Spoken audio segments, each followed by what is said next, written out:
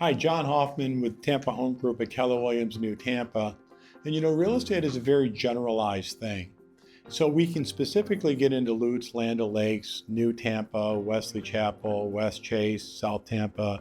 And each market's going to have a little different vibe to it and a little different inventory and average price per square footage. But at the end of the day, I think it's important to talk about the actual Tampa-St. Pete-Clearwater market to see where we are, what's going on, and how we rank across the rest of the United States. The first graph I want to look at is the index score. That's comparing the United States general real estate market against Tampa-St. Pete-Clearwater.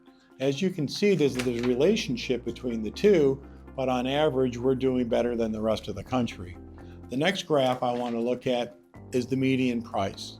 Now, the median price, as you can see, since 2022 through today, is that we're looking at the pricing fluctuating up and down a little bit between $390,000 and $370,000. It's never a direct line, and it's always kind of been moving, but what we want to do is keep an eye on this for any future trends. The next graph is inventory.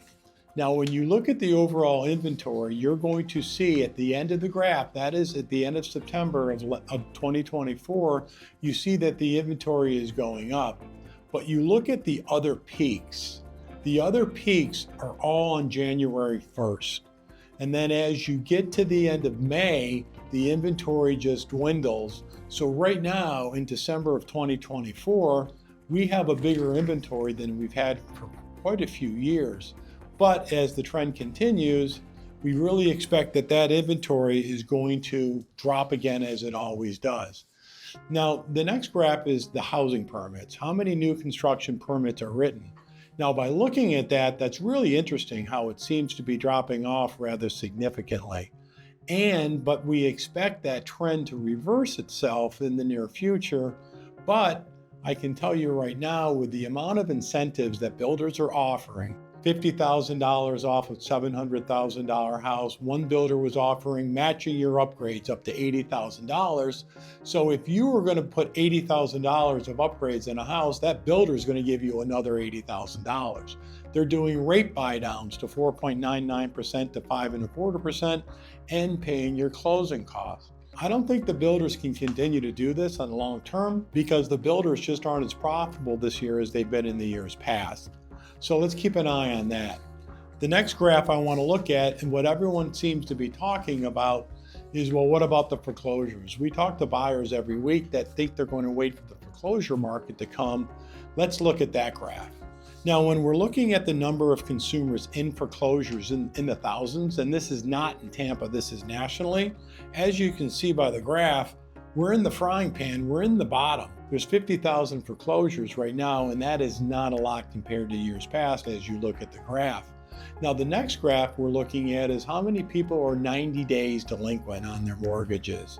Now, that number, as we look at it, the mortgage is in the red, the HELOC is in the blue.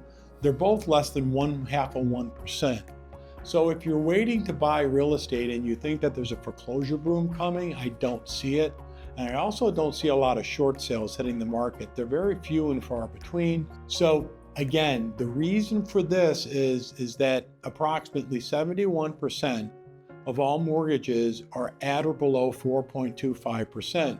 So the people with the 4%, 3%, even the lucky few that got into the high twos, they can afford their homes. And if they can't sell it for the price they need to, they're just not going to.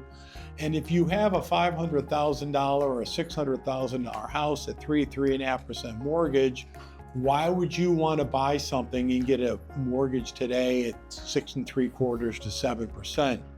So it's fascinating what's going on in the market. While the inventory is going up, we're not seeing a lot of pricing coming down as of yet, but we are seeing the new construction permits dip.